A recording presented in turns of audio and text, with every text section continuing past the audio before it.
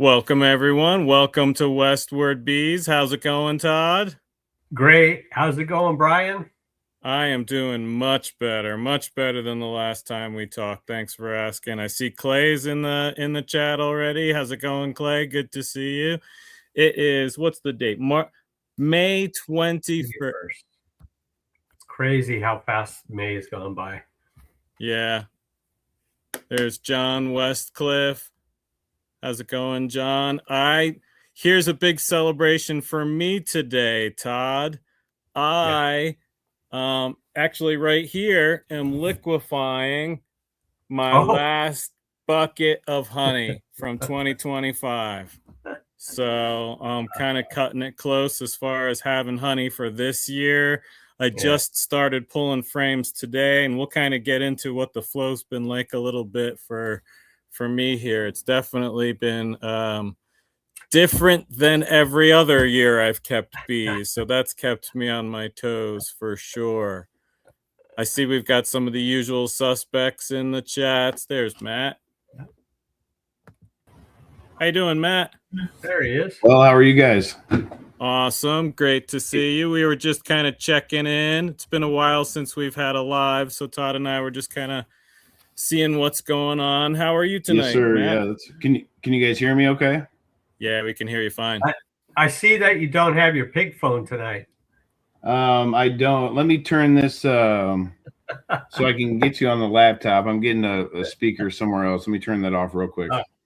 Yeah, you bet. Fine. Well, I'll tell you what, Brian, it's about ready to rock and roll out here with the weather.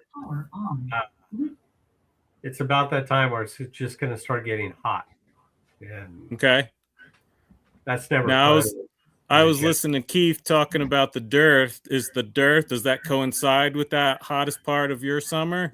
No, my dearth is usually like the middle late part of June, I think, and then again in October. So but I don't know. This year is kind of different because there's a lot of water in the ground, and who knows how long the wildflowers stay out. I don't know. Yeah. So we might not have a summer dearth. We might have a fall dearth. It's been hard to rely on your years past, for me anyway, it's been hard to rely on my years past experiences to make management decisions this year. The timing has been crazy.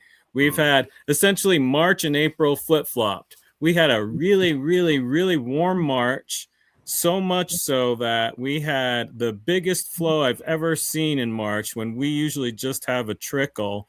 And then it got cold. So colonies swarmed at the end of March, weeks earlier than I had ever seen. And then it got cold in April. So I had made splits at the beginning of April, pulled colonies back, put supers on to give them space, thinking that they were going to keep going like they were going in March. And they stopped. Now, that's not exactly true for everybody. On the west side, they stopped and then kind of moved forward slowly. Out in Aurora, they stopped and went backwards. This was last week that I went out there. Corners of brood frames were empty. No nectar in the corners of brood frames. Those bees were living hand to mouth. I was going out there because I put my supers on and don't put my queen excluders on yet. I was going out there thinking, I'm going to be putting my queen excluders on. There's going to be brood in some of my supers. Nothing in the supers. I didn't have to worry about any of that because they weren't going up. They were going down. Now we just got snow last week and 2 days of rain at the beginning of this week. So hopefully with the heat of summer coming on, that's going to turn on our nectar flow. But I'm at a place now where I can't rely on what I've seen in the past and just tweak it a week or two this way or that way to make what I need to do happen. Now, Matt, I know for you had a really big flow at the beginning of the year as well. You were hitting it hard too. Did it stop for you as well, or did it keep going? Oh, it definitely slowed down for sure. We had a spell of cool weather come in. I want to say the last week of April, thereabouts, about that time frame, and it really kind of chilled chill their bones a little bit for a little while. But we had a significant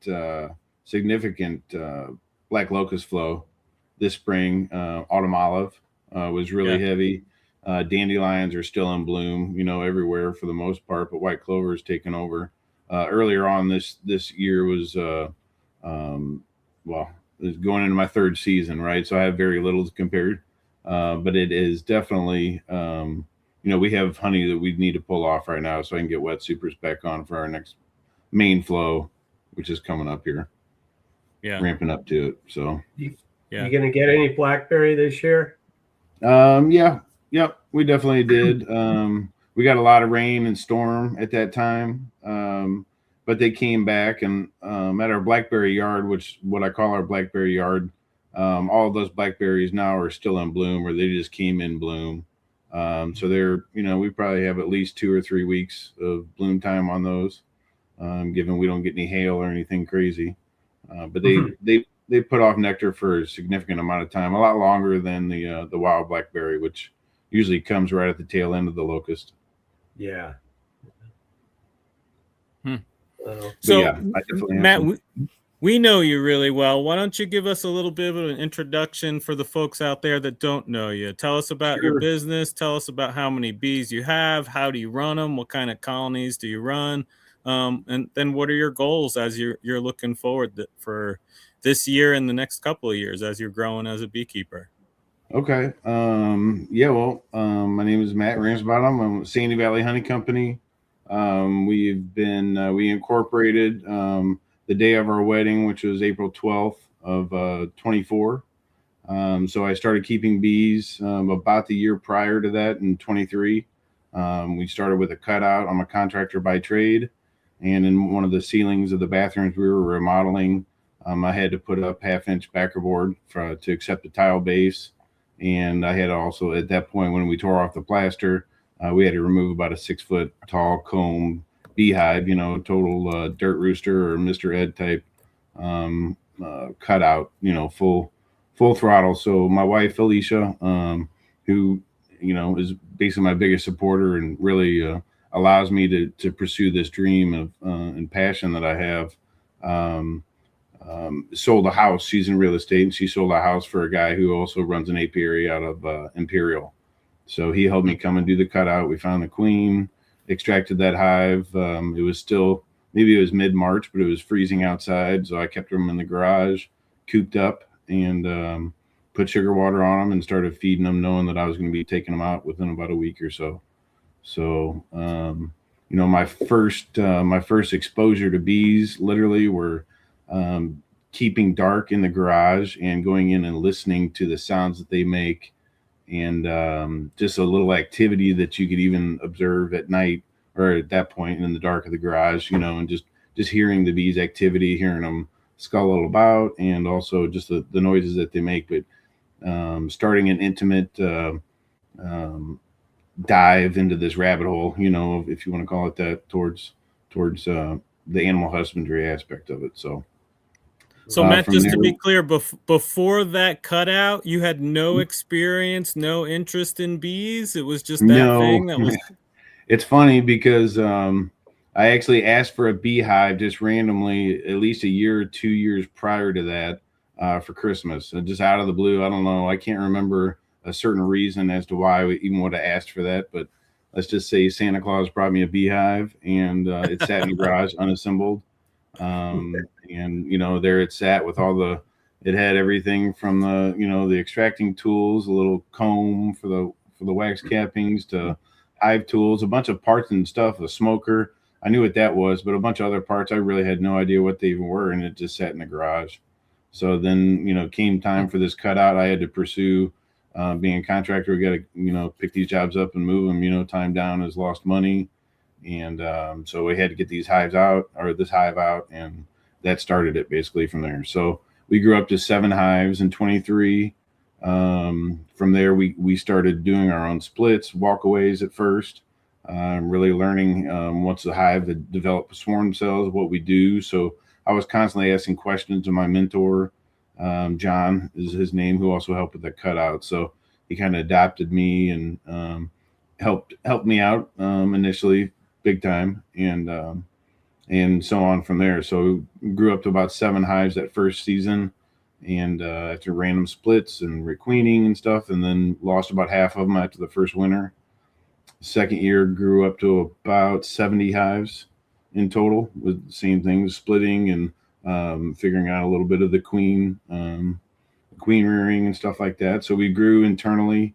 That second year there in 24, we actually did bring in, or I guess I should say maybe the first full year. I don't know. It all kind of runs together now, but we brought in some mated queens from Sue Covey and Steve Shepard, some Caucasians, and picked the best ones of those and bred from them basically, and also some Carniolan stock and just basically a random mutt from the Sandy Valley region, that John had sold me a couple nukes from. So really just tried to rear.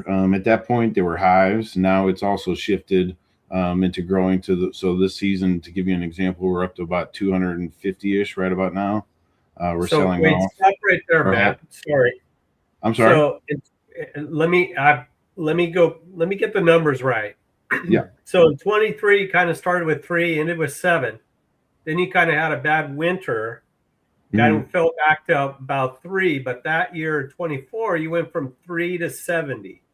Yeah. Right. Yep. And then now this, is it 25 that you went up? How high did you go in 25?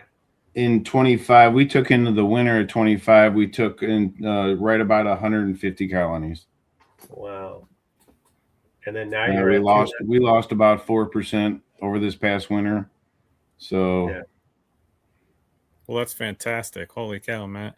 And that's a lot of splitting and a lot of frames and a lot of boxes. It's a lot of frames. Part of the growing is done with extreme intention. What my goals were, why would I want to not waste, but why would I want to spend this much time, this much money, this much effort, certain times maybe sacrificing, going to Little League baseball games. You have to have a certain drive and passion and belief in yourself and what's possible and where you want to get with it. So with me, that's still evolving a little bit. I did want to sell right around 75 nucleus colonies, which we've come pretty close to that goal right now. We also sell mated queens. That's one way that I'm learning how I can keep my hive count where I want it to be. And that for this season is going to be right around the mid to low 200s going into winter. So right now we have about 125 colonies excluded for honey. They range from brood chambers from single deeps to some as an experiment where we run a triple deep brood chamber hives. And some of those are our bigger honey producers, so we also have singles that are excluded that have 2 and 3 deeps full of honey right now. So just doing a complete varying test, but also keeping everything very consistent. So the first week of April when we split, we're taking everything down to the exact same brood count. If that queen either stays in place or moves to another hive location, we definitely want to keep everything for our management as universal as possible. And that does include a fair amount of deep honey frames for that reason. So we have those assets and drawn comb. If we had to pull them for brood, we have them, and this year just kind of being focused more on nature, or not on nature, but the awareness kind of with the weather and things going on. If it does end up being an earlier season, which I think we're all kind of leaning towards, splitting basically is going to wrap up a little bit earlier this year. We have about maybe 2 more rounds of grafting to do and splits. Aside from that, we're stopping. So it's really, at this point right now, it's not for sales. It's as much as requeening our own operation, and also replacement, and a nuke battery, similar to others that are successful in doing so. And that was going to be my follow-up question. When you say you're at around 250 colonies, break that down. How many are production colonies? How many are nucleus colonies? What's the battery versus production? Right now we're about, I know I have about 125 queen excluders out on colonies. I do have a fair amount of singles that were mated early April that are getting ready to explode into that second box. So I'm going to let them draw, and then I'm going to shake them down and exclude them at that point after they, leave a little open brood upstairs, and let them come and work that box and try to get a super honey off of them. So I'm making those hives work, so I've switched from just having hives to now they're units, and I want them each hive, to be honest, and it doesn't always happen, but my goal is each hive to be $1,000 unit. So that could produce 3, 4, 5 nukes throughout the season. It could just produce 2, 3 supers of honey, 4 supers of honey in a nuke. But either way, they're getting worked, and really just want to focus on how we can create the most efficient way for them to do what they know how to do so well naturally, and not get in their way and be a hindrance, whether that be, just increase their efficiency, whether it be with our mite treatments and our protocol there and keeping them healthy to be efficient in that way, or to be populous at the right time to be efficient for honey production. Intentionally doing all of those things to try to stay as sustainable as possible. So that way we can grow and save as much money as we can, because ultimately it is a business. We're a honey company, but we make honey by keeping healthy bees and strong bees. And, it's just, that's what we're focused on, basically making rural jelly. Depending on the year, we're focused on drone production, earlier on.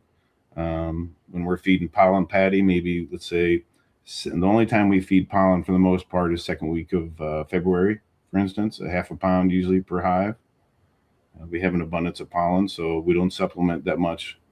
But at that point, we're trying to rear the healthiest drones for the best mating possible several months later, or, several weeks later at that point, after they start walking on the comb predominantly. So everything's Matt, done. Folks, sorry to step on you there. Folks of us that know you know that you also have another business. You're a contractor, and listening to you talk, you can hear the business mindedness, the aptitude that you have, and thinking about it from a business perspective. When did you start? When did that seed germinate for the beekeeping business? Was it when you had that wall open and you're doing the cutout? Was it when you were in your garage nursing those bees, or was it months down the line thinking, man, I can turn this and I can make money out of this? I didn't know necessarily how much confident I was in the money aspect or being able to do it on the level that I'm doing it now earlier on. But I always had an intimate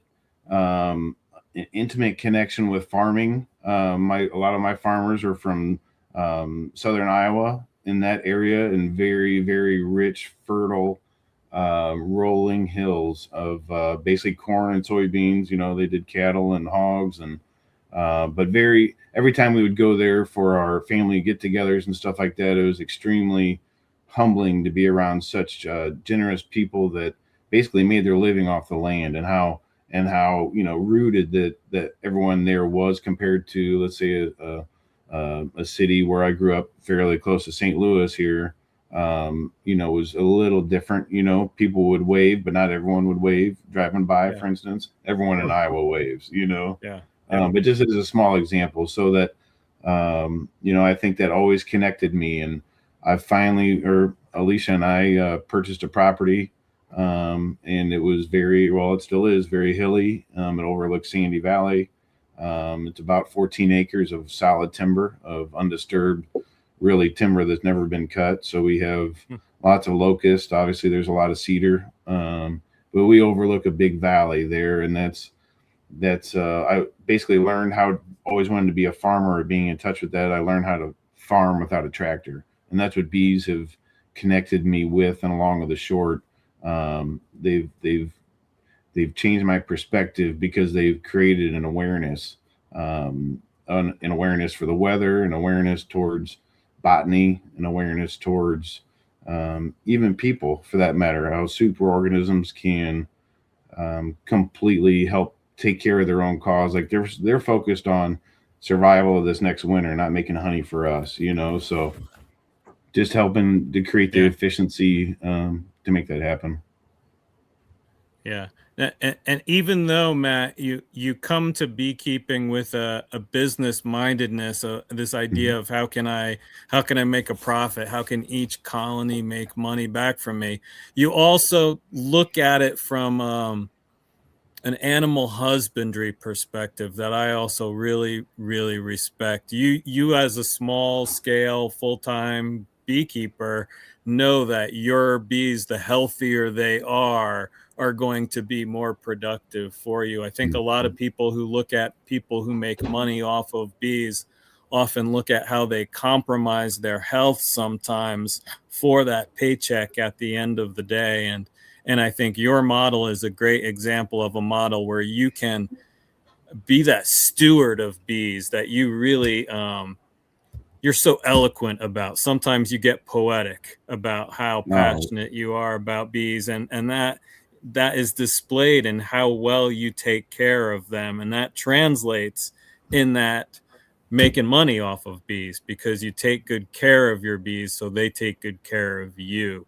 Where do you look at this business going? It doesn't seem like you're the kind of guy who wants a flatbed trucks and going to be putting bees on pallets to go to California. Where do you see the company going from here, Matt? I don't see California necessarily in our future. We have secured a couple more farms located in that Sandy Valley region, which is basically long of the short. It's about our hives vary in a total distance of about 12 miles, and we're spread out through there. So we try to influence as much of our drone production, within about a mile to three-quarters of a mile in some cases, the mating as much as we can, right? So that's I think we're going to grow probably into the 250s to 300 maybe, and that might be in a couple years. I really want to do 200 plus or whatever. I want to do those really well. I don't want to say I have 200 some colonies just to say I have 200 some colonies, but Yeah. it's quality, not quantity, for sure, is what I'm focused on. Yeah. But California, I don't feel like, for us anyway, would make the model make as much sense as nucleus colony production and queen rearing from there. And So, you talked to So, okay, Todd. oh, I was just going to say, when we set up for our honey production and our production colonies, we don't want to go back into them really for anything, as far as robbing them to make queens or splits or anything like that. We're splitting our splits, to give an idea, up until a certain date. I don't know if I cut out. You froze for a second there, Todd. Go ahead and say it again. That's just so disappointing to hear that you're not going to come out to California, Matt. That's more for you, Todd. That's more for you to send. Yeah, right. and Matt, you talked about the Caucasian Carniolan genetics that you brought in. That seems to match your not wanting to move them early in the season. You do seem to brood them up a little bit with nutrition to get them ready to make nukes, but you haven't sought out an Italian bee necessarily for your genetics. Talk about your genetic choices. Yeah, the let's call them that Sandy Valley mutt was she was a little bit more of a Cordovan look. She had a little bit more of a leathery tone, a little bit easier to spot on the frame, let's call it. A light tan brownish. Our queens are a lot darker than that, a lot more root beer, a lot more tiger striped, and darker overall. A lot of our bee production is a darker bee in general, I guess a lot with the Caucasian and the Carniolan mixes. And so not that we don't keep that around, and, we have no idea really what we have, but they're definitely local mutts, and they're very prolific for our area. We still have those original queens we brought in, actually, because I painted them a certain color. They are still around. So we're breeding off of their daughters as well. And, keep the hybrid vigor up. We don't want to flat breed anything that we have, but we want to bring in things that we want to keep around. So we are highly, based on honey production, but they also have to survive our way of treating and our way of animal husbandry in general. So we let them take care of as much of what they can take care of, as possible. One of the themes of our conversation tonight, Matt, is that idea of running solo. How do you manage that many colonies being just one person? And I want to preface this already saying that you're not one person. You already mentioned about how important Alicia is, your partner is in this business, but she's got a different role. You're primarily the beekeeper managing the bees. Who was it? Country Roads asked about how you manage documentation. What do you do? What's your system like? Do you write on lids? Do you have an app? What do you do to keep track of your information? You want to hear something scary? It's mostly all up here. Mostly all up here. So for my breeder queens, there are basically 3 in our production yard. There's 4 rows of 4 different tiers with 3 different sections each tier. And all of those are kept in the same row. So I know all of those sets of hives are from a certain mother, so that's really, and I can also tell I take a lot of photos. I guess was one way to answer that. I take a lot of photos, some videos before I enter a yard, before I take off or adjust any hives, whether it be for supers, on double screen boards, on anything. I will take a photo as soon as I get there and a photo when I leave. And I can compare the two and know at what date, and a lot of times I will mark on lids, but I really just mark on lids what I want to keep on there, the lineage of the queen and really what mother she came from, and what time. Aside from that, it's pretty much all in my head or pictures on my phone. Man, I went through my backyard this morning, Matt, and by this afternoon, I couldn't remember which of those 5 nukes had. This queen has eggs. This one has capped brood, because I didn't have my marker in my pocket. By the afternoon, I knew that some of them had this, some of them had that, but I didn't know which one was which. It was all a jumble in my brain by a half a day later. I need to just with everything and as evolving, and I'm learning every day and everything that I'm doing too, and marking on lids and keeping track in a better way is probably a better way to go about it. But long and the short, it's working out pretty good so far. But how has your management of colonies changed as you've had to manage more and more? Managing 7 colonies is different than managing 125 is different than managing 250. And you've gone through that change very fast. So that's forced you to change it really, really quickly, in the sense that I've gone through that evolution as well, but my trajectory from 7 colonies to the 100 I have now was a much slower, it was a much longer pace. You've done that fast. How have you changed what you've done? Do you feel like you had a good plan going into it? I had this plan going into it. I was going to do all 8-frame mediums because of my bad back. And I built 8-frame medium colonies, and I still have some of those boxes, but I don't run 8-frame medium colonies. But from the very beginning, I was thinking about picking up heavy boxes because I knew that was going to be difficult for me. How has your management changed? How have things even things like making splits, how have things changed in what you do from going from 7 colonies to 250?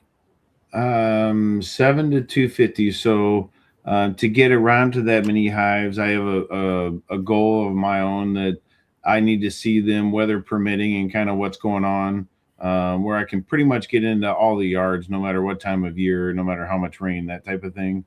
But if I can't get to them in 7 days, no matter what time I need to get to them, that's about the number that I want to be comfortable at, and I was easily able to do that with the amount of hives that we have so far this year. So I want to stay there and kind of walk that. But I think that first hive that I mentioned that cut out, those poor things, I was in there almost every other day at least, and if I wasn't in there, I was sitting there in a chair just watching them, and just observing and just kind of just sitting there at the, you're bearing witness to this nutritional fidelity of such a creation, and it's something that it just had me hooked, almost immediately.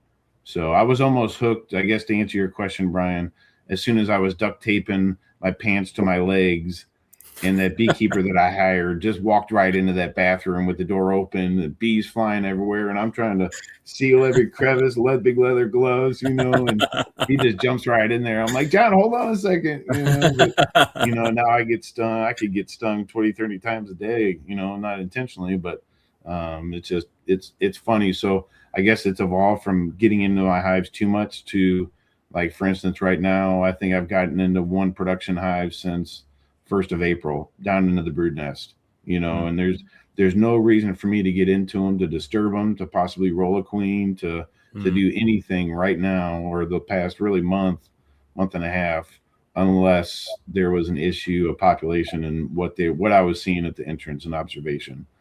So really just kind of ramped up my awareness to that animal husbandry, feeding, like not just feeding to feed, willy-nilly, but feeding with intention of why I'm needing to feed, for how long, that type of thing, whether that be pollen or nectar or basically what's out there, paying attention to what's in the comb, not just what the weather is, but what's on the comb. And, trying to tune into the little voice that's being, that they're trying to tell you something. So we want to close our lid like we are expecting to open it in 7 days. We don't want to close our lid and expect to see, what it is that day. We're thinking about the next week, constantly looking ahead, and planning according to, whether that be for equipment, supers that need, foundation, syrup, sugar, that type of thing. So it's grown, and in that way, the time management is a big part of it. So, Matt, I've been taking notes ever since you started talking. Oh boy. And I have a lot of questions. I don't know if we'll get through them, but one thing in particular on comb, what is your preferred method of making comb? Is it just off the flow? And if it isn't, how do you do it feed wise? What's your schedule on that? And then the back end of that question is, how do you store your comb? And is the comb just pure honeycomb, or does the queen get up in it every once in a while? Well, it's a little bit of a mixture. I guess the first part of that, how we draw our foundations, we put our bees to work. So our splits or our nukes are each drawing, usually on the, at least at first, during the flow, especially they're drawing about 2 foundations apiece, give or take, at least one. If we, at that, like when we split our colonies into double deep down to 4 frames of brood with a queen in the bottom, we will give her a limited amount of drawn comb and then also foundations to work, both in the bottom and the top. So we want to potentially delay any swarming as much as we can, but also not stunt them and pull them so far back to where we can't expect them to be built up to get the locust flow. So it's a timing thing. This year we may have split some of them back too hard, but I'm kind of glad we did in that case, because that nectar poured in so hard. If I didn't pull them back, they would have been in the trees, and I think we're past any of that impulse for the most part, and they're kind of setting into making honey now. But it's a lot of fun, and with that many hives, you're not getting in and diving into 2 or 3 hives and looking at every single frame, but you might be going through somehow, some way, 40 or 50 hives in a long day, and you're seeing things that you wouldn't have seen otherwise. And it could just be a beautiful bald eagle flying over, or it could be you're intentionally putting yourself to be able to take in, not necessarily to make a memory, but to learn and expand and to also grow, which I think is a very important part of any sustainable company or venture or anything like that, is to never be stagnant, to be flexible, and just being able to work harder than anybody else in the business, period. So Yeah. that's basically what we do in contracting, and that's what I want to continue doing in the beekeeping thing, and just have fun. And a follow-up on that real quick is, have you ever had any luck drawing comb above an excluder? Yes. Yep. The only way is if they have some open brood up there at first to get up there and start working. Get them up there, yeah. Yep. I don't put any foundation on, as far as that goes above an excluder. If it doesn't have some sort of drawn comb up there, I'll always let them get up there and work at least 3 or 4 frames good before I shake them down and put the rest of it. Like right now, I did that to about 15 singles, that are strong enough after April split to start producing honey for us. So the other way we'll draw comb really is going to be by feed, but right now, for instance, we have about 2,000 frames out, hopefully being drawn by the natural stuff. And we have about 1,000 more frames to draw out this year, both medium and deeps. Wow. In total. So yeah. We've basically been okay with the fact of reinvesting every single penny that you purchase, or that you were to make, get ready to put it right back into the bees, because that's the only way you will successfully sustain to a certain point, at least this as fast as what we've done, I guess. Organic growth, that's what I do. So whatever I sell dollar wise, that's my budget. So and then I know down the road pretty soon I'm not going to have to do that. I can pay myself. But for right now, that's what I do. Well, so the first season out of my bank account. Yeah, the first season we definitely couldn't afford to do that from our honey sales or anything like that, from selling queens, because we didn't have it, So I invested a fair amount of money at that point, spending top dollar at the local bee shop, in town, and bless their hearts, they serve a great service to the community and stuff like that. But I had to quickly learn to shop where they were getting produced from. So, for example, and shop for sugar where the suppliers were getting it from, or finding out from good friends, certain connections, let's call it, and networking as far as any way possible to both maybe save money going in and getting woodenware or frames or anything in bulk, splitting an order that way. Just trying to save money any way we can, knowing that we're going to just pump it right back into it. So. Can you see the screen? Yeah. Oh, okay. What are the goals for the future? Eventually, I would say in a few years, we'll be building a honey house. Our bank account is through a local bank that specializes in smaller construction loans, let's call it. So that's what our focus is now, is showing a certain amount of deposits and consistency with all of that to qualify for a loan. To we're almost done with paying off our land, and at that point we can further invest into it. We have plans of doing an Airbnb out there we call it the mountain.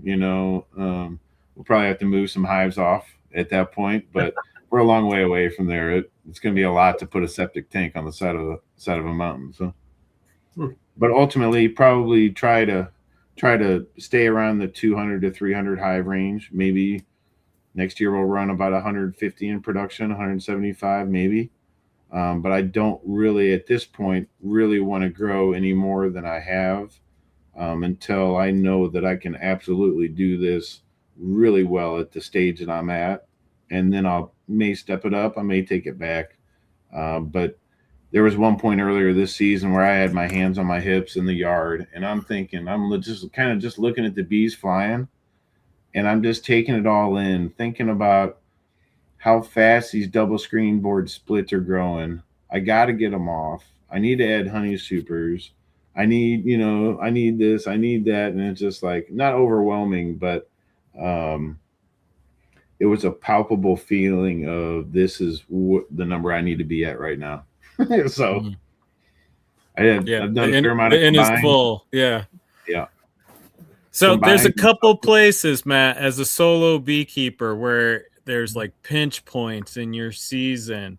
And for me, it's honey harvest. What does pulling honey look like for you? What does extracting honey look like for you? And is there ever a time of the year where you're looking for extra help or extra hands to do some of these large event type work events, I guess, in your season?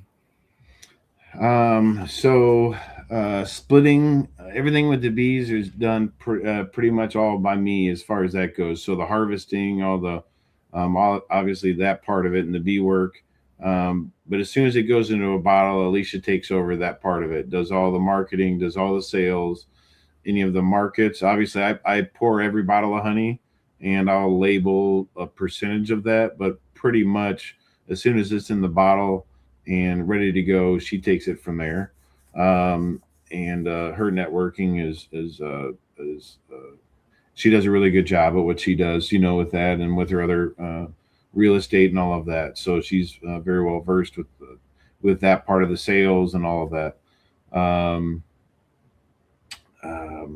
I forgot where we were going with that. I'm sorry. Talk extraction. What's extraction? Yeah, so extraction for me, you want to talk about a bottleneck? Yes, sir. It's extraction. Like right now, I have, to give an idea, we threw out 140 drawn supers, for that locust flow. I don't know how full they all still are. At one point, they were definitely all full, but that's got to come off like any time. So my four-wheeler right now is how I get all of my supers off of the mountain.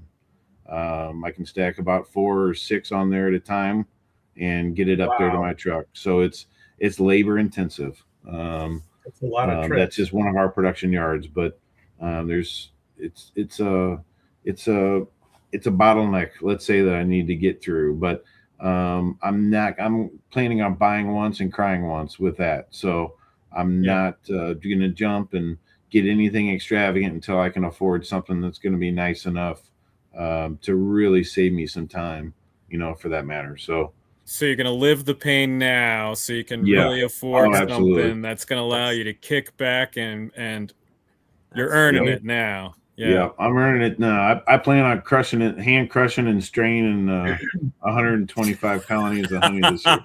No, I'm kidding. I actually really good friends, Lind Extractors and their time. Last year, for instance, JW and Mark Miller both came, took off time and helped me not only pull honey, but extract honey. So it's all about the people you surround yourself with and, talk about JW. The community.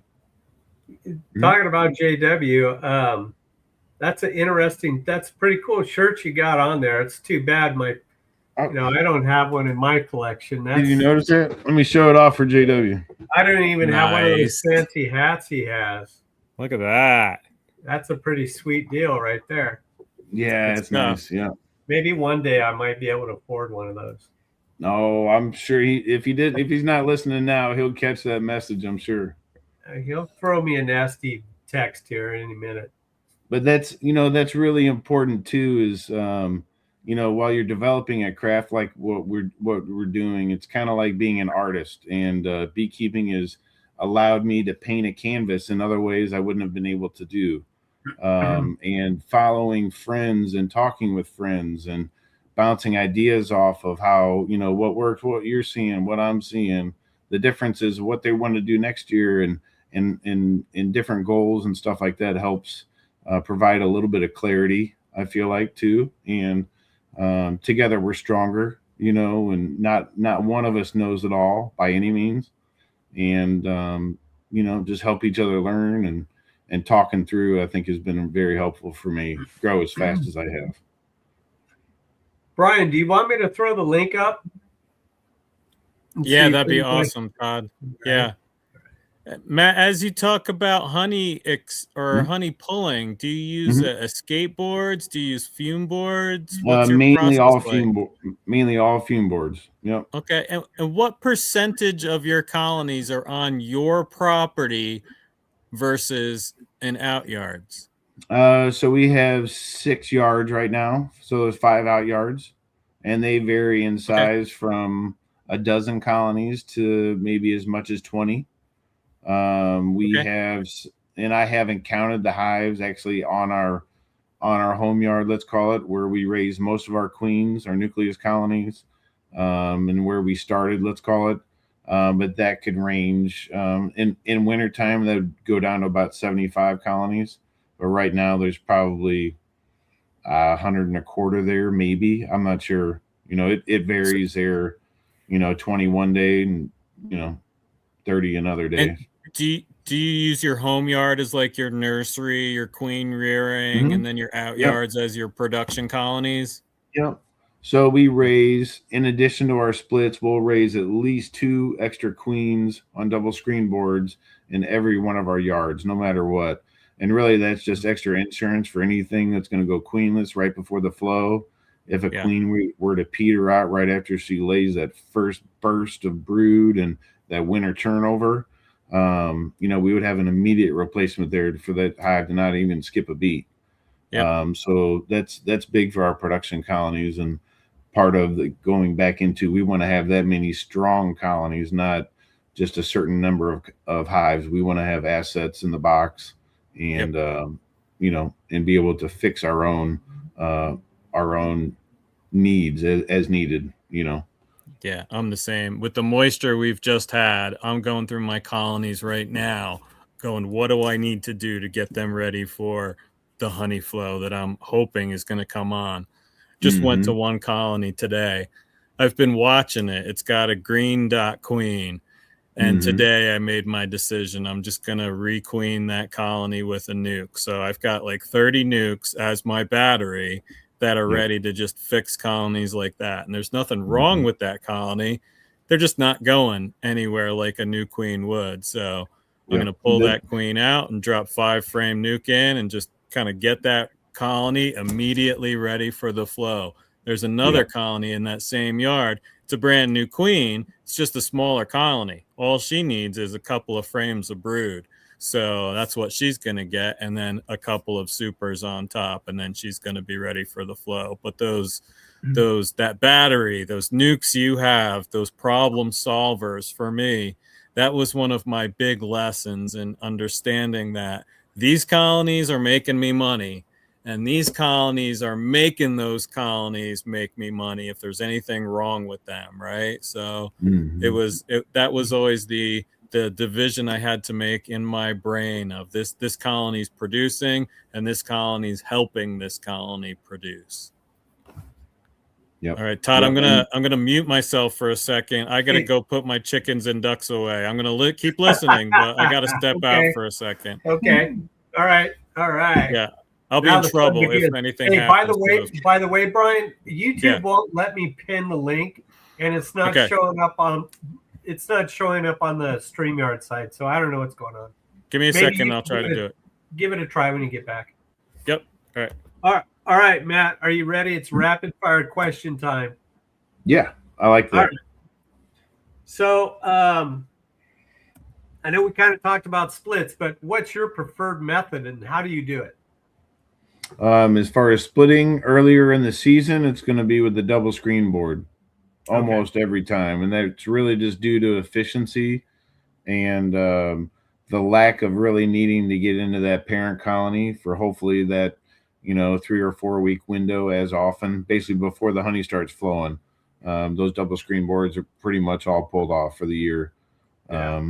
And then from there, so splitting is going to be in a various different fashions. If I come into a hive, it's going to be swarming, and given that it's the right time of year for it, and it's not what I would consider to be, out of character, let's call it, due to a bad pattern or something like that, I'd make nucleus colony and swarm cell splits. Okay. I'd also graft. So it just varies on different times of year and stuff like that. All right. Next one. Queens. How old do you let them get? Right now, our breeders they're going on their 3rd year. Well, not the breeders, but one of them is on their second, and the others. I'm sorry.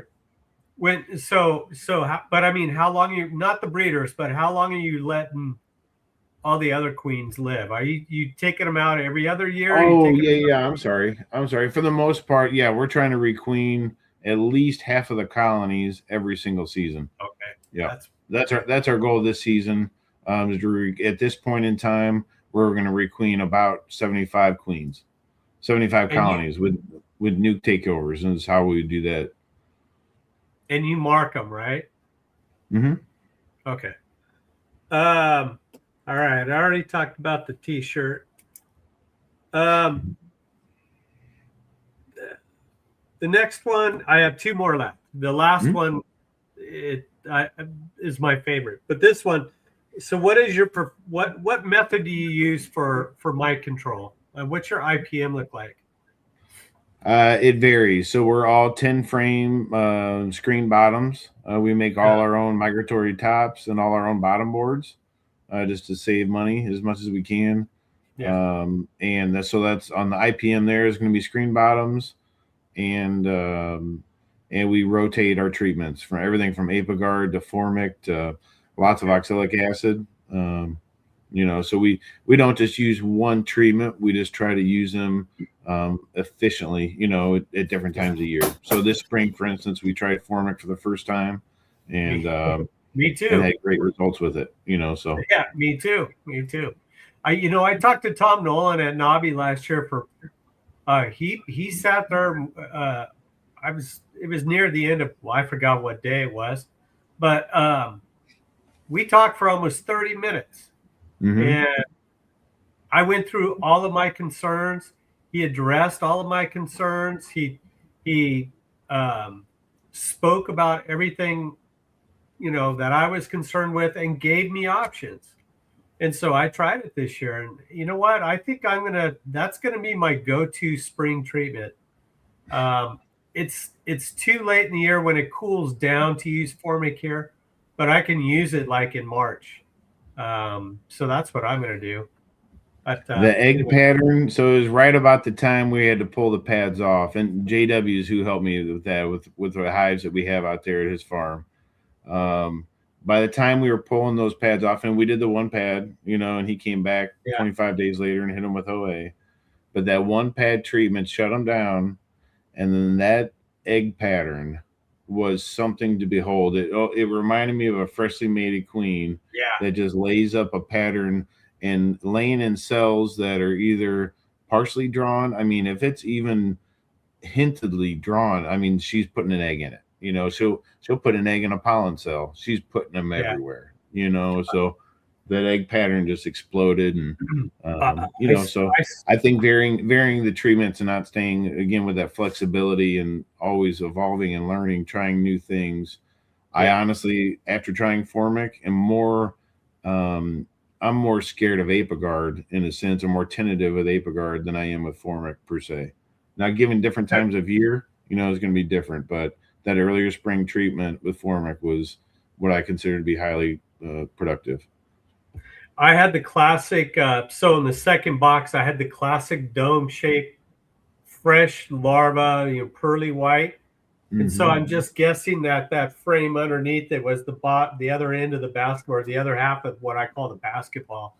So I know, and it wasn't just the center frame; it was like 3 or 4 frames out, and so the core of the box was just loaded. I've got some Latchhawk queens from Hawaii. One of my buddies in the bee club, he and I purchased some in February because there was high swarming pressure, and I had to do something, and it was the only thing I could do is make some splits and use some queens, and that's what we did. But those queens shut down for about, I would say, maybe 5 days, maybe a week with this Formic treatment, and then just went ballistic. I mean, they're cranking it. So I'm definitely a fan now. One last question. We haven't talked about this tonight, and it's something that I really love now. And it's something that I tried last December, this January, last December, is that stuff called Matt's Magic Fondant. That Yeah. stuff, I'm not kidding you. They exploded on me using that stuff. I had so many bees. I think that's why I had a problem in February. I had so many bees from that fondant. It was crazy. So our goal with and again getting back to this the sustainable part and trying to help create their efficiency, as best we can. Long or the short, we're all condensing hives, 10 frame, usually double deeps, some singles, some nucleus double deeps, 5 frames, but for the most part, full condensing hives, um, top shim, for feeding our fondant, and heavy top insulation. Aside from that, no side insulation, no tar paper or anything like that. All our entrances year round are 5 inches by 3/8 all year, so we don't have to worry about my mouse guards or anything in that regard. But it's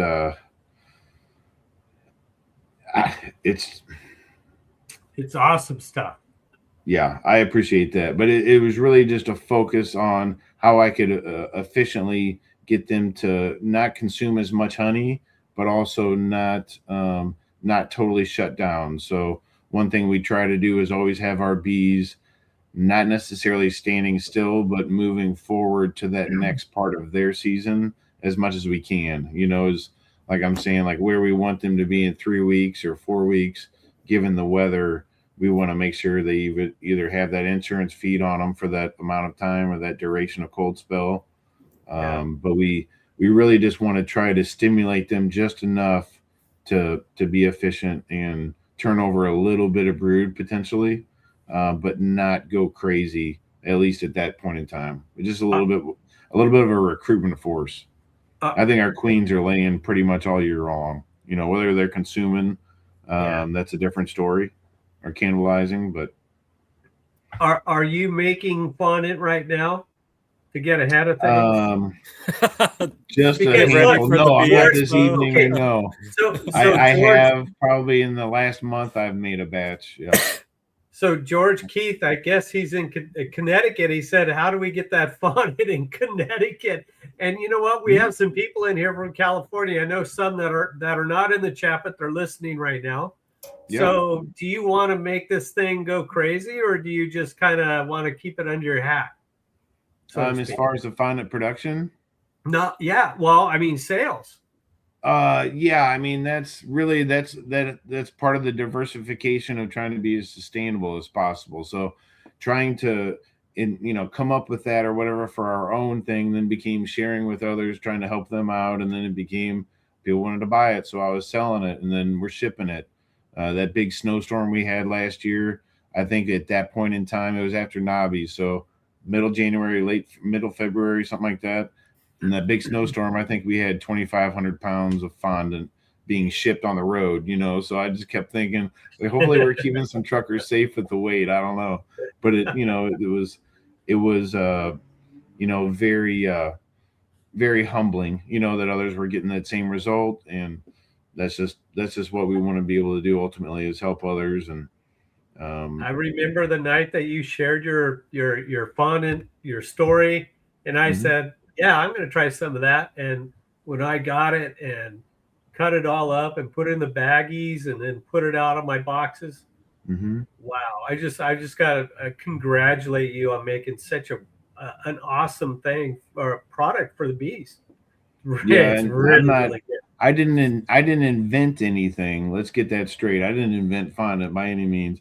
I just you know what I mean. I learned how to manipulate that my end result as closely as to my target, and that's what I ended up sharing. So when I'm making it for batches, I'm weighing ingredients down to, let's just call it a tenth of a gram, and that's pretty precise when you're doing 35, 45, 55 pound batches, so it's that intentional level of everything that you're doing will help create that, I guess, success, if you want to call it that. So if someone wanted to get a hold of that, how can they get a hold of it? They could email Sandy Valley Honeyco at gmail.com and give us an order and an address, and we can quote the shipping. And you're on Facebook and Instagram. I follow you everywhere. So Yep. YouTube, Facebook. I'm not sure what else Alicia does, but yeah, I do the YouTube, mainly YouTube shorts, because that's about as technologically savvy as I am. But Alicia will do all the Facebook and all of that stuff. So, so Matt, some people look at you. You're doing your constructing business. You've got your beekeeping business. You've got the fondant thing on the side. The general question is, how do you do it all? But I'd like to ask you a different version of that question. What does a typical day look like for you? Like as you juggle the contracting, the constructing business, and the beekeeping business, what does a typical day look like? How do you distribute your energy in those different directions? Well, this past, let's call it since late March, has been absolutely crazy. I mean, just as far as getting ready for split season and then supering and getting around and not only getting through my bees and doing what's needed there, but helping others locally. There's another good friend with about 27 colonies that I went to help split. So it kind of just depends on time of year and stuff like that. But right now, it's not uncommon to have a 12-hour day. I mean, every day of the week, except for probably Saturday and Sunday, and Yeah. sometimes it's longer than that. Sometimes it's not that long.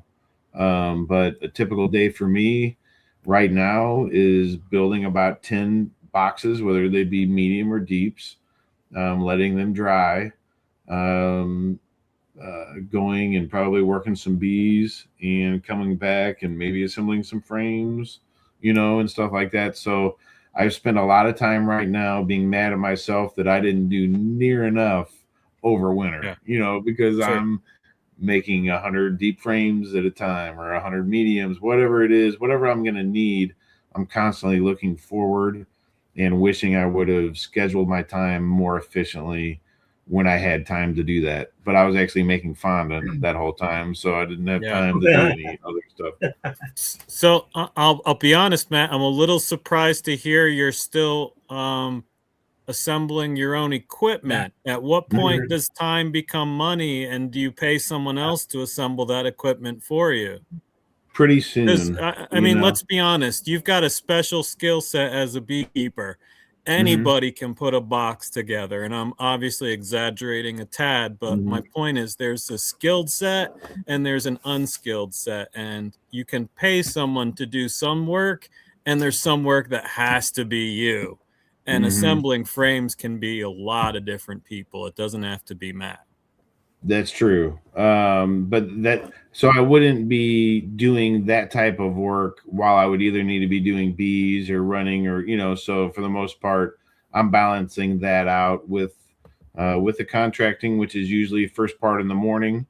And then at that point, let's just call it 10:30 or 11. I can shoot out from work after the supplies are there.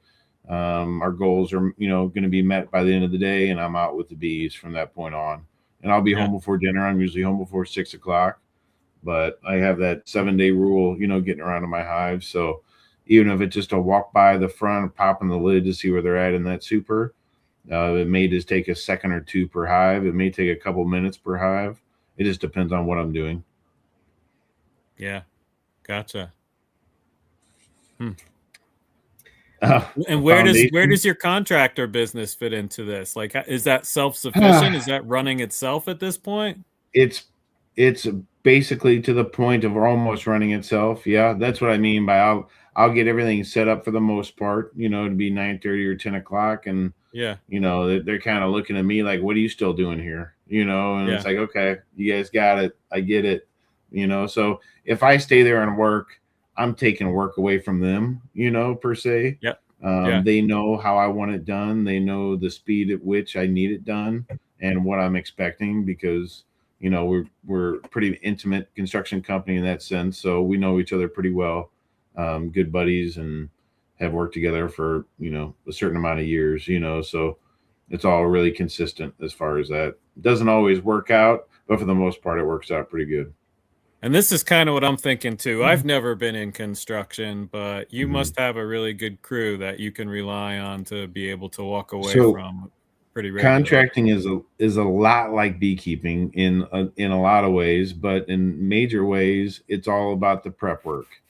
Yeah, you can harvest honey at the end of the year, but you're harvesting honey that from bees that you took into a winter of a certain strength, a certain vigor, a certain health, Yeah. state, and then you're working them. The beekeeping season starts at a certain point, whatever the following year. So it's all about the prep work. It's not about the pretty tile work that you're seeing in the level floors and the drywall with no seams.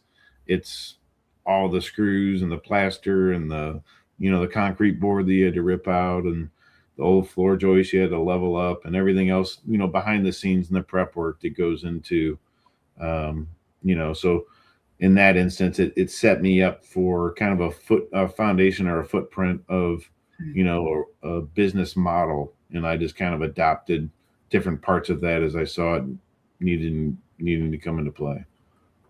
Mm. Do you have a quarantine yard? I'm sorry? Do you have a quarantine yard? What do you do when Yeah. a hive gets sick? To be honest, we really don't have that issue.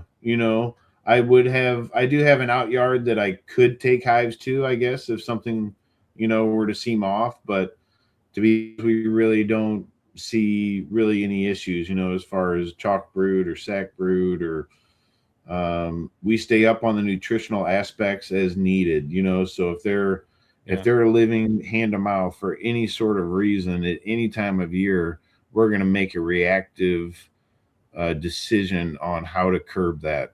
If it's above 50 degrees, they're going to have a gallon or in some cases a 2-gallon bucket of syrup on them with 3 or 4 holes, just with a stimulatory feed of some kind to keep them and basically that nectar flowing, for them, really just for jelly stimulation and keeping that queen going. We want to keep that queen laying into as late as a year as possible. We really don't want her shutting down fully. I've got a couple of colonies this spring that just kind of maybe call it like snot brood, where the brood just hasn't looked great. And when you have so many colonies and there's like 3 of them that aren't right, you have to have this decision in your head, like, what do I do with these colonies? You want to take care of the individual, that colony, but you also have to take care of the herd. And sometimes trying to baby that individual comes or can come at the consequence of the herd, can come at the consequence of those colonies around it. So I have a couple of colonies that just haven't looked right. And I've wished I've had a place where I could just put them somewhere else away from the others. I do want to say, Todd, I've been experimenting with that one thing, and the brood does look better in that one.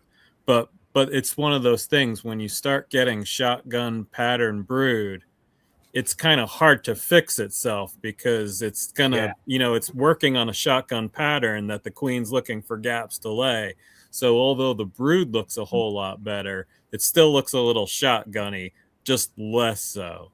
So that's definitely one thing I'm thinking about as I have, 100 colonies. I can't take care of every single one of them like when I was that backyard beekeeper. If I had 3 colonies, I'd be pulling out all the stops to try to take care of all those colonies. But I have had that thought, like, is it worth it to keep it going? Is it worth it to pull? And DC, I know all the things I can do, but my question is it worth it to do all those things to still leave everyone else that's perfectly healthy susceptible? I know things like EFB, there's some really fantastic research coming out of Michigan State around years and years of EFB spores being dormant and then coming back to life, and things that, the things that you thought you could do to kill EFB spores is just going to pop right back up. And EFB is one of those things that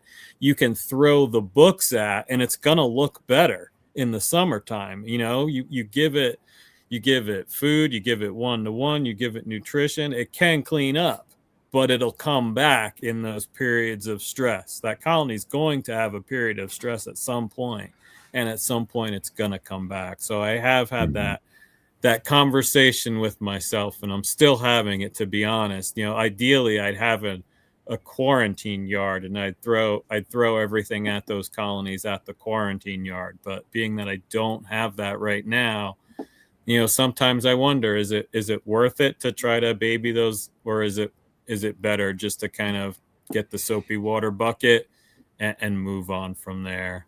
I hate to say it, but yeah. No, sorry, Brian, go ahead.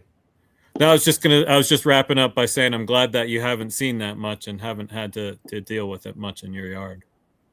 We haven't, but it kind of freaks me out to think about the situation arising to where I would be seeing it.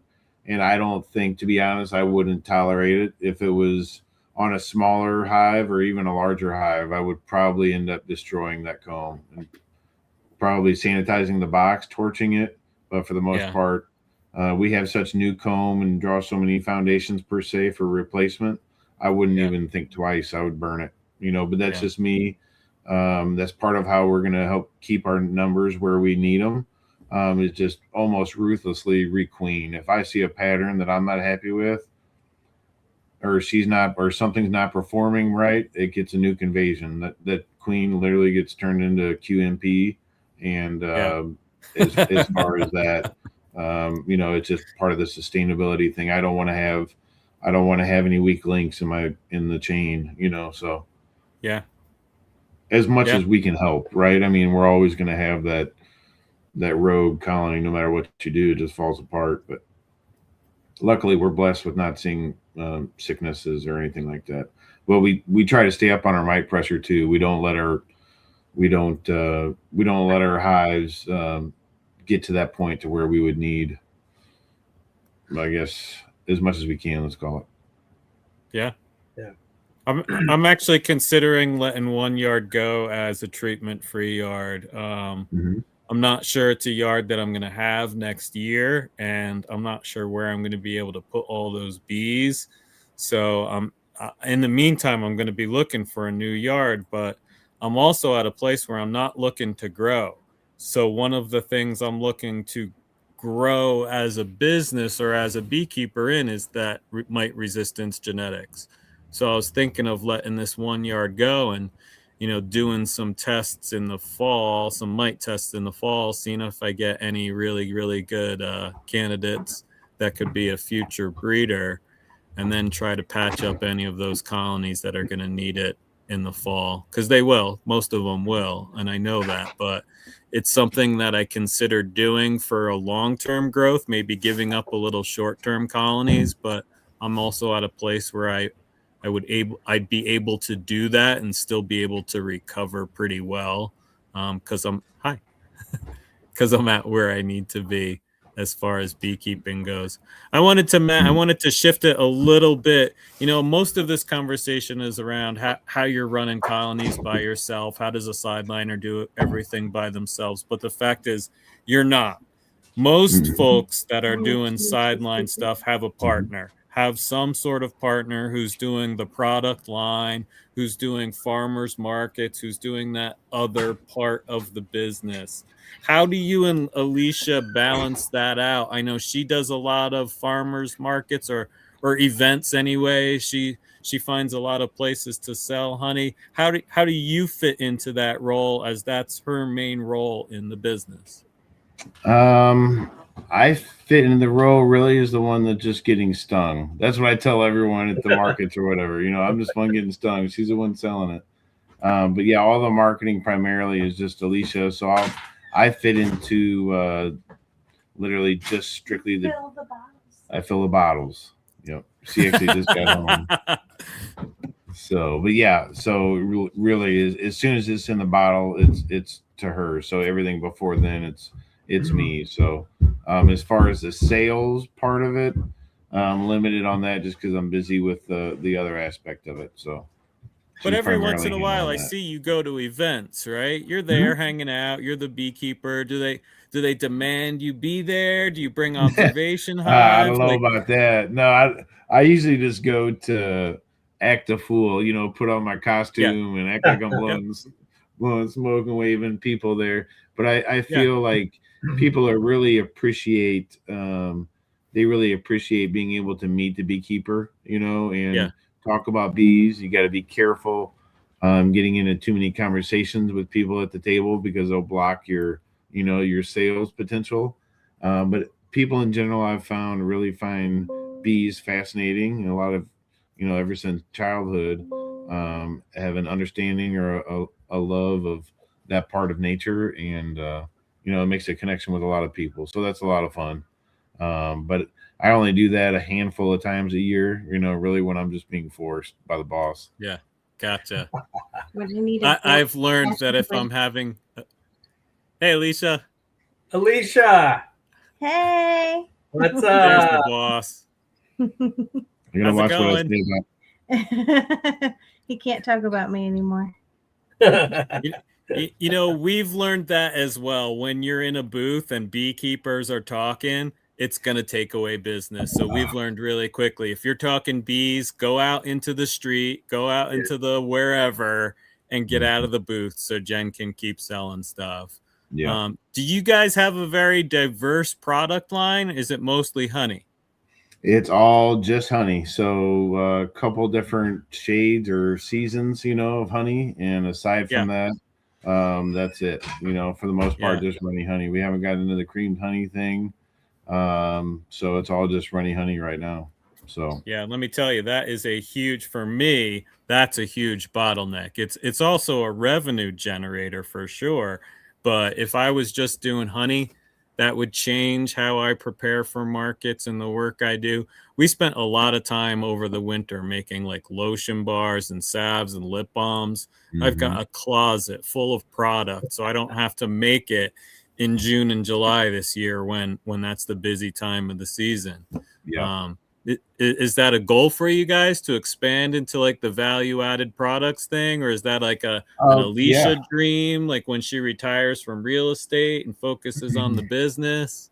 We would love to be able to open up a local bee store, Yeah, yeah, not for the sales end of it, just something like our daughter could manage or something, and it's just a little dream. We live in a town where they have a historic main street and they're very neat little boutiques, and we sell honey in about 4 or 5 stores on that mile strip, for instance, just on that part of it in some shops. So it's one of those things. I'm not sure where it'll go and stuff like that, but yeah, it's a lot of fun to keep up with and to serve our local product to the surrounding community for sure. yeah. And being in Missouri, you have a really friendly honey law from Mhm. Eugene Makovich that he just kind of redone. So you don't Mhm. have to have a commercial license to be able to sell in those gift shops. Is that right? No, you do have to have a commercial license to sell an infused product. Yeah. Um, Okay. and certain other things, but yeah, for the most part, anything with runny honey is fair game as long as it has the Yeah. proper identification on there, not for infants under one, not inspected, type thing like that. But yeah, we're going to try to stay as low key as we can for as long as we can, so Yep. uh, it's one of those things we're going to focus on trying to grow and sustain each year and develop as organically as possible, so And in your dream future, that honey house is on your property there. yes, yep. What does that look like, Matt? Tell us what that honey house is going to look like. Oh my gosh, you want me to show you my dream board? Well, hell yeah. Okay, hold on real quick. Hey, Brian, did you get your Nobby ticket yet? I did. Yeah. You want to hear a funny story? Huh. So here's my Cayman Reynolds plug for the night. Last night, Cam and I went to the hockey game. We saw the Avs and the Las Vegas Knights. It's a I don't great like game. Avs lost, but nice. Oh, check it Oh. out, man. So Let me get to It's- that there. This It's color literally a- red. I like this Wait. color.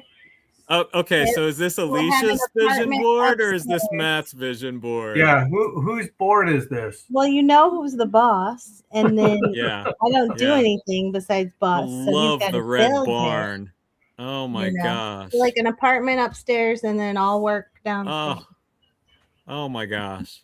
I'm You jealous can almost already. turn that Because you into might need a. to live there. You can almost Yeah. turn that into an Airbnb. I will be living there at certain times of the year. No, it's really neat and peaceful because you go out there and there might be a car an hour drive down that road. You know, I mean, just Nice. you're listening to nature. You're hearing all the birds chirp. You're hearing the frogs, Yep. the tree frogs, the cricket frogs. I mean, you're just hearing it all. You're taking it all in. So I think that's an important part for everybody to be able to disconnect from the hustle and bustle of what is for me contracting or traffic jams or whatever, getting the jobs, to getting out in the valley and it's just pure serene, you know. I think too about that Airbnb, and there's a lot of folks that do like the beekeeping experience thing, you know, Mhm.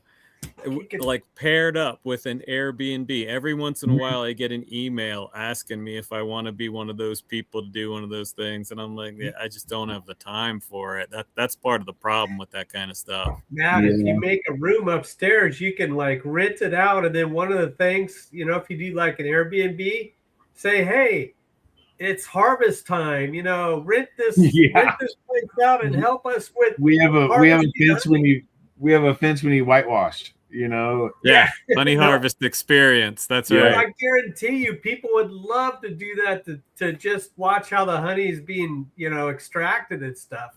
I know people get into that. Yeah, yep. That's a great idea. This is an uncapping knife. You know, we've done beekeeper for a day. You know, we kind of made a certificate and sent that out, and people bought that as Christmas gifts, and that's been really neat. You know, because people, you know, they've never been around bees or had a bee suit on or any of that stuff. So it's awesome, even with little kids, you know, in full suits, to see someone's first experience with bees and that whole thing. But you know, I'm sure the further we get into all that stuff, there's probably going to be waivers and things that need to be signed. And, yeah. You know, it's like every contract in real estate is because someone got sued because of that transaction. Right. So they came out with an amendment type thing. So. No. Well, so I asked Brian about knobbing, and I want to hear the story, Brian, but let me ask, Matt, did you get your knobby tickets? I believe we have, yeah. Okay. Again, I think the early bird pricing got extended a little bit anyway. Oh, it did? I think so. Yeah. I thought it ended. I thought it was tonight at midnight. No, they pushed it to like the 23rd or something. Yeah. For people like you, Todd, they pushed it off a couple days. What do you mean, people like me? I bought my tickets already. Oh, did you? Okay, I thought you said you had. Nice. Sorry. Nice, I think Todd. it's JW. JW probably didn't buy his ticket yet. So yeah, he's. So.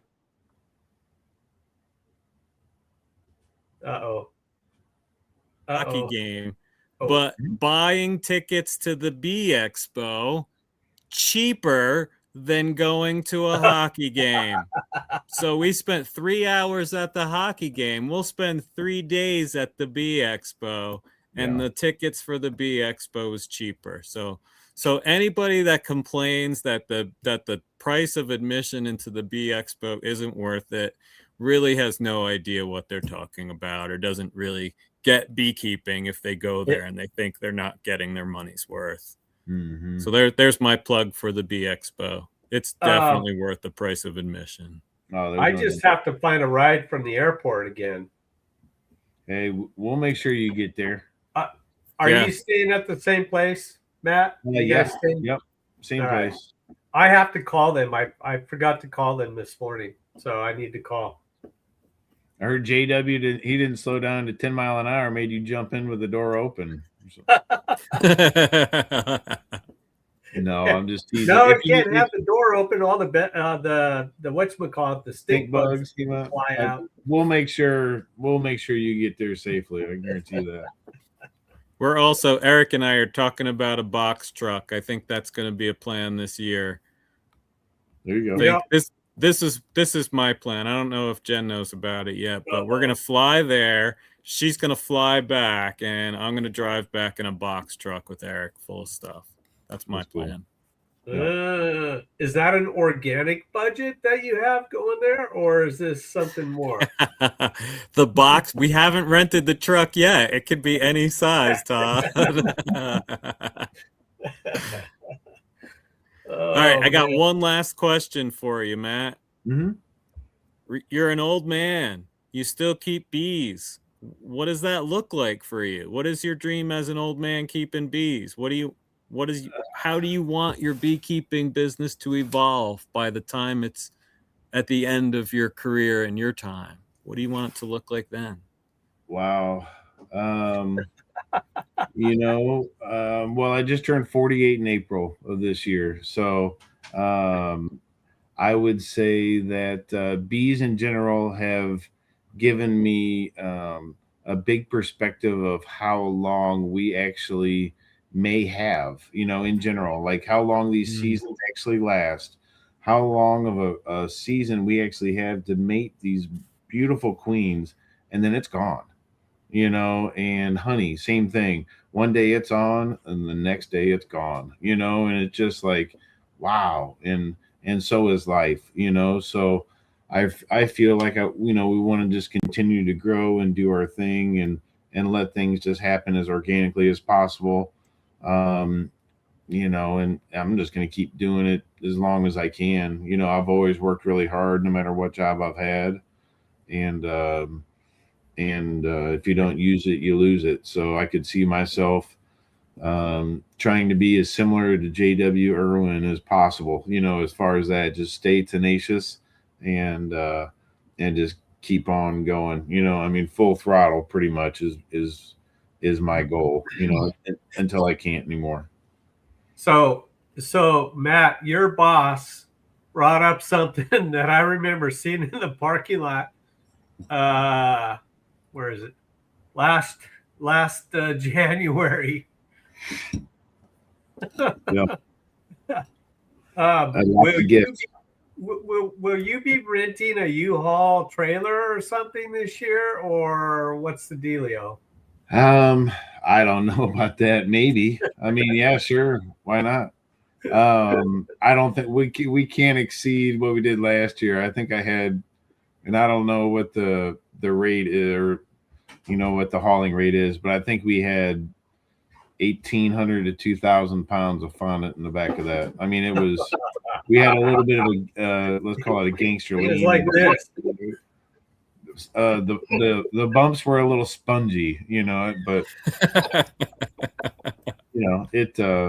it was done intentionally again as a lot of gifts, although we did a fair amount of charity and giveaways with it too, and but just try to help as many people out as possible. But it may be smart to do a U-Haul next year. That way we can haul back a bunch of more equipment, like an automatic extracting line and bottling tanks and everything else.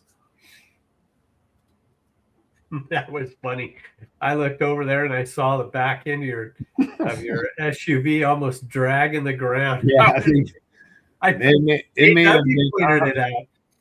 I'm not sure who the first person to see it. It may have been Joey Rawls or Mike Berry, one of those, but it was one of our crew, that saw that and like, wow, that's impressive, I guess. Impressive or idiotic, one of the two. I met Matt in the parking lot. I don't know if it was Friday or Saturday. It was towards the end of the conference. And, my vehicle was pretty full of stuff. And he was giving me boxes of fondant. And he kept giving me boxes and giving me boxes. And he's like, Brian, I'm not going home with this. No. You're as much of it because it can fit in your vehicle. I ended up finding a box because I bought a bunch of Pro Nukes. I put one box in the top of the Pro Nuke, in the very top one, put the lids on it. I didn't find that box till April, till I went to go get that was in the upper right hand section of your trunk, if I remember. On that, that's exactly right. That's exactly right. So now it's in my freezer for the fall, awesome. but it'll get used awesome. for sure. Yeah. That's So awesome. Matt, we appreciate, man. You're a thoughtful guy. You've learned so much about bees so quickly. I think some of us forget that this is only your 4th year going into bees, because you've learned so much about bees so quickly. In the times that it's taken me to learn the stuff that you've learned, you've done it in a fraction of the time. So many people have been impressed by your intellect, your philosophy, your outlook, your general how you interact with bees. People have really responded to well. Matt, I can't wait to see where your business goes. You and Alicia, what a power couple. I think when a small business works really well and it's a couple doing it, you have different complementary roles, and you guys have figured out how to do that really well.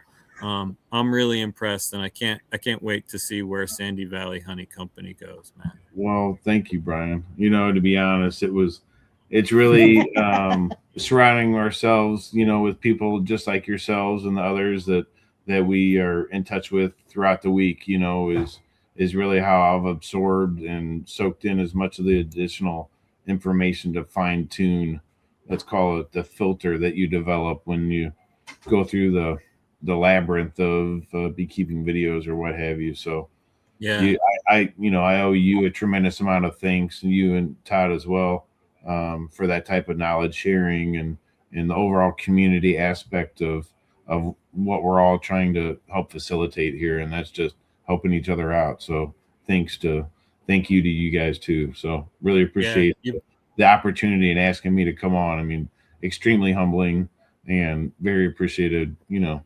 of asking. So you bet. Now, Alicia, you've been listening the entire time. Do you have anything you want to add?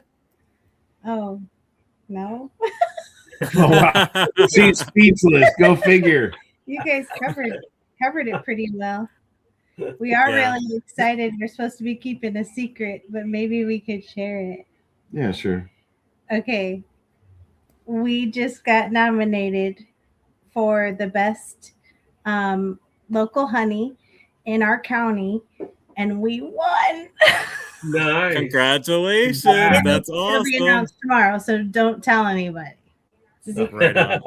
We'll keep it a secret. Yeah, there's everyone in Jefferson County. Yeah. The crazy thing is, I live in Jefferson County, Colorado. Do you really? Okay. Yeah, it was something a local newspaper, the big newspaper in our county, put together, and there was like 184,000 votes in total. It's kind of crazy. Oh, wow.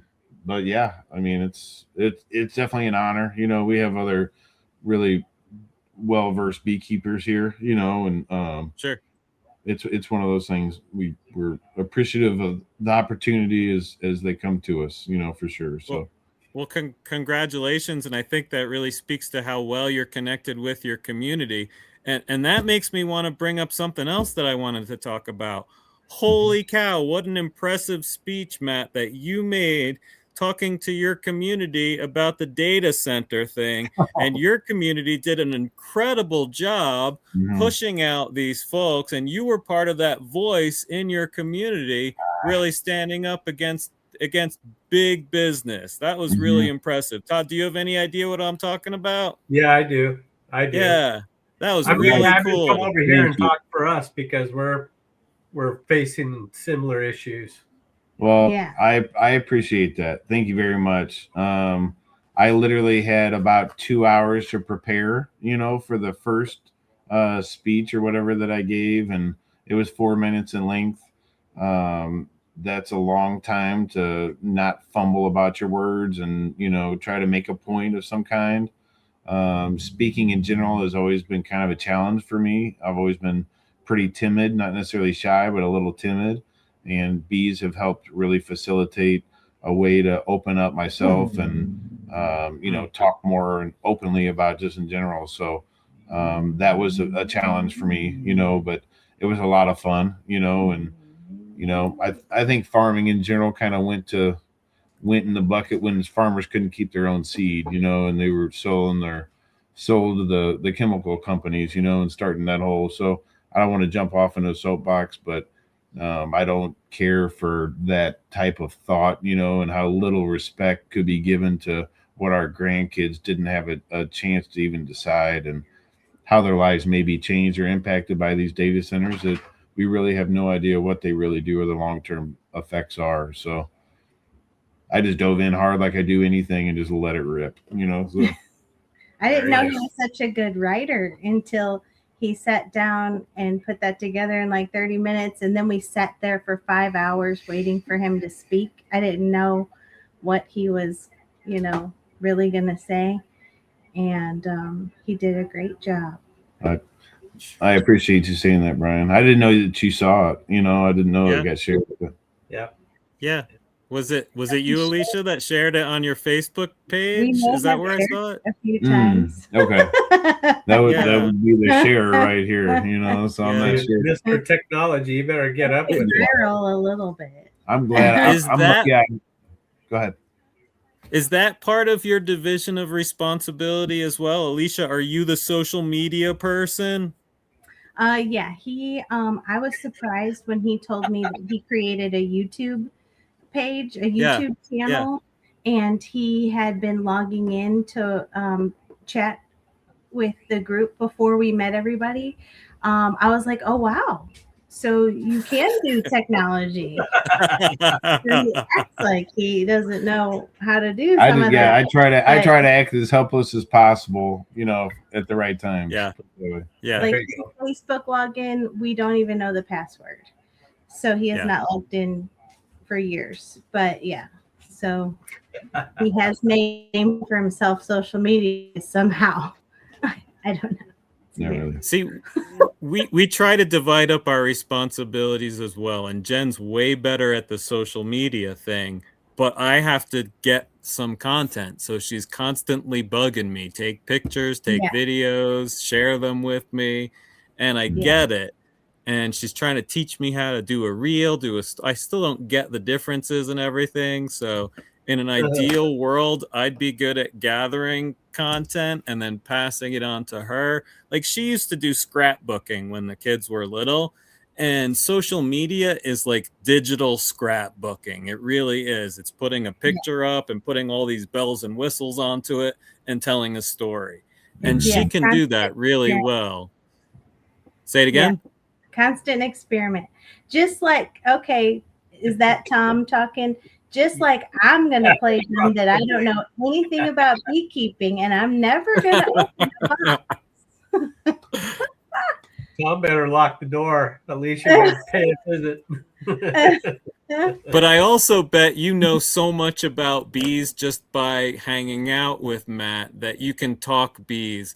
So there are probably times where you're like, Matt's talking about his day and you're thinking in your head, well, why didn't you just do this? Even though you don't work the bees yourself, you still have to. Still share sometimes some of the experiences he goes through with like dealing with other beekeepers or selling products or anything. I'm like, well, obviously this and that miss, they should know that they're the beekeeper. I'm not even a beekeeper over here, and I know that. So yeah. But I think I learned mostly because I don't listen to him. It goes in and out. But when he gets on here to chat with you guys, I've learned so much from watching you guys.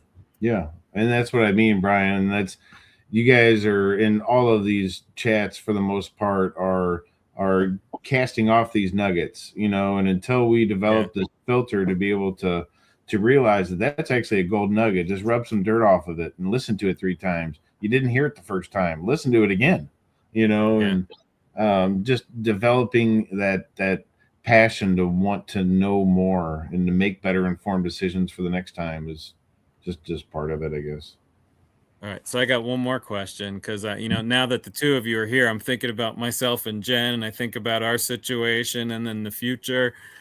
Are any of the kids interested in this business or learning any of the skill? I have 2 kids. None of them want to learn about managing bees or selling at the markets. Like, nothing. to do with my business. It's all forced labor. We thought that our youngest was kind of interested, but then last year when I brought her gifts from Nabi, she's like, Mom, I'm not going to wear that. And I'm like, okay. Yeah. So I don't know that we bring them there enough to have the interest. As soon as in our area, ticks will start coming out pretty good and mid-April, something like that. And as soon as I say something about ticks, boy, they won't even think about coming out there. So there's part of that, but not fully. We talked about maybe a honey or a little local store, sometime where the kids may work in there, but that's, I don't know about that. We'll see, but yeah, that's part of the vision board. Nothing we do is cool. Yeah. And the same thing with the contracting and the carpentry aspect, or all the knowledge I could pass down about coping joints and crown molding angles and all of that stuff. My kids, it's like the cobbler's kids don't wear shoes. They don't want to know any of that stuff. They don't have a need for that. And that's part of what, somebody's really going to get society when there's not the handy people around to fix things. But anyway, that's just society, I guess. Well, I don't feel so bad because I'm in the exact same place. I have this business and I'm building it and I'm like, who am I building this for? I'm not going to last forever. And I'd love to be building something for my future generations. And, I don't want it to be something I sell off to somebody else. I don't want it something to be something that just fizzles away when I do, I wanted something that I can pass on to my future generation. So I'm not sure what that's going to look like either. Yeah. There is no award that's given per se, as far as, best beekeeper of all time, Sunday or anything like that, so I guess we're all just kind of challenging ourselves to do the best job we can, given the sets or the scenarios that are dealt to us that season, But do any of you have a Rookie of the Year award? Show them your award. It's not a real, legit award. It is. Whatever. It's an unofficial. It's an official unofficial award. This was it. Oh, that's pretty official. I don't know if it's not going to show up. Let me put on my soapstone. There you go. Does it show up? Oh, wait a minute. So, Alicia, did you make this for Matt? I did. He got it. He got it in front of all of our friends and family at our wedding. To be honest, like, I don't know.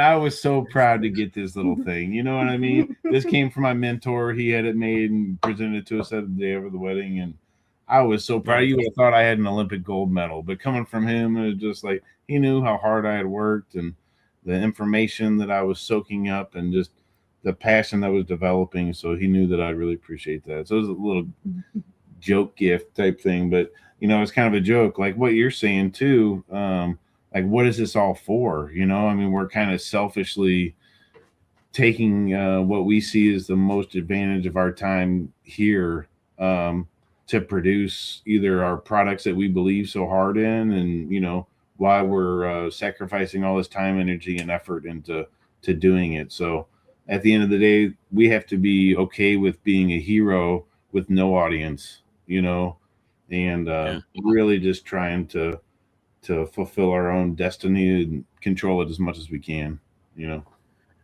Yeah, I have a hard time remembering that sometimes. I get caught up in and this is part of the things. This is one of the things I think is positive about me. I always want to get better, and I'm always trying to think about how I can be better tomorrow and be better tomorrow and be better tomorrow. Yeah. But I always go back to JW, thinking about, he's at his place in his life, trying to tell us to stop taking ourselves so seriously. Yeah. And to have fun with our lives. And, sometimes I take myself too seriously, getting better is that part of that. I always want to try to get better, and it's not so much about just enjoying the moment and having fun. And I try to do that more and more, is find myself in the bee yard and not worrying about this colony swarmed. It's got this many less bees. It's going to affect my honey crop. I'm just Mhm. trying to enjoy the moment a whole Yeah. lot more than I have been, and not get caught up in that. I have to get honey in the jar for Saturday, and if I don't, I'm leaving money on the table, and all that stuff that our society drives into you. Mhm. I'm trying really hard to just push away, and because I know that's going to come. I know honey's going to get in the jar, and I know I'm going to sell it on Saturday. I just need to do a better job of just enjoying that moment. Mhm. Easier said than done, especially given the workload that you're trying to get done at the time and the temperature. Yeah. Yeah. There's a sweet spot at a certain number of hives, and it's going to vary per beekeeper. But when you're able to solve certain issues like that would otherwise worry you, and save time ultimately in the end, whether it be spotty brood and a nuke invasion to replace her or what have you, ultimately that's time saving and stress relieving at that point too. So Yeah. Well, Matt, it's always a pleasure. Always enjoy talking to you. We never get to see each other face to face as much as we really should. It's usually a twice a year kind of thing at the Bee Expo and then at EMBA. Man, in an ideal world, we get to see each other face to face, maybe one or two times more, but yeah, just reinforces that time going there is really important. Getting to see the friends that we've made on these screens face to face. Todd, so glad that you've got a ticket and you'll be there next year as well. Yeah. I'm already getting excited about it. And it's funny, you're thinking about Saturday, you're thinking about tomorrow, but you're also thinking about January and what you're going to order and where you're going to stay and who you're going to hang out with and go out to eat with. So again, it's that community. And I guess I'll give Cayman a plug one last time. It's really from him that community. He's been the hub that beekeeping community has built off of. All these chats have came from that beekeeping expo and people trying to keep that momentum going of the beekeeping energy that he's created within our community. So going there and seeing folks at his beekeeping conference and then the EMBA one as well is just the community that I'm really proud of being a part of. Todd, do you have any last words? No, I echo those words that you said. Just to add, if there's anybody that's on here, I'm not sure, but maybe somebody that's not active in the comments. If you don't know what we're talking about, NABI, it stands for North American Honeybee Expo, and it's held in January in Louisville, Kentucky, and it's the biggest bee show in North America. I would think it's probably in the top 3 in the world, maybe the top 5. But it is. I went for the first time last year, and I don't get paid for this. This commercial, but it was really amazing. I had a blast. This year when I'm there, I'm going to pay more attention to the vendors. I went around and just visited, and I should have paid more attention to the vendors, but I will this year. So it's great. It's awesome. And then St. Louis, the St. Louis conference is the Eastern Missouri Beekeepers Association. I've been going to the last couple of years, and that is fun too. There's awesome speakers that usually go there every year. Tom's still in the chat. It is February 5th and 6th in St. Louis. It's a great location. It's a great, fun couple of days. And it's unique in that you could walk up to a Bob Binney or a Kent Williams and have a conversation with them. Whereas if you go somewhere else, the Midwest Bee Show, NABI, anywhere else, you're not really going to get that opportunity at all. So it's a really fun show in St. Louis. I like both of them. Well, I've gone to St. Louis twice and NABI once, but they're fun. I love them. Mm-hmm. All right, yeah. And with that, Todd, 2 weeks from now on your channel, June 4th on my channel. Yes, sir. Yep. Yeah. Awesome. So, yep. Good. Oh, I was going to say we're going to have a special guest. Matt's probably going to come back on again, and we'll talk some more about it. No, we'll have a guest though. So I don't want to announce it yet, but yeah, June 4th, same time, 7 p.m.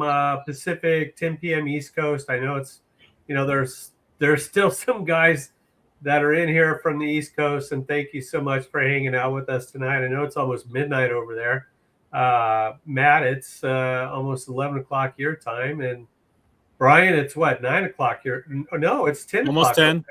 Yeah. Yep. So, thanks for everybody that comes onto these things, even at this late hour. It's really nice to see everybody wanting to talk about bees and just soaking it in. So thank you for being here. Look, and that's all I have. All right, Eric called us whores. Westward Bees. And with that, have a good night, everyone. We'll see you in a couple of weeks. You guys know the schedule. Charlie's on tomorrow night. Cayman's also on tomorrow night as well, talking about the Bee Expo. So your choice. You can listen to either one. You can listen to them both. But we'll see you tomorrow night on those chats. All right, everyone. Have a great night. Good night, everyone. Thanks for being here.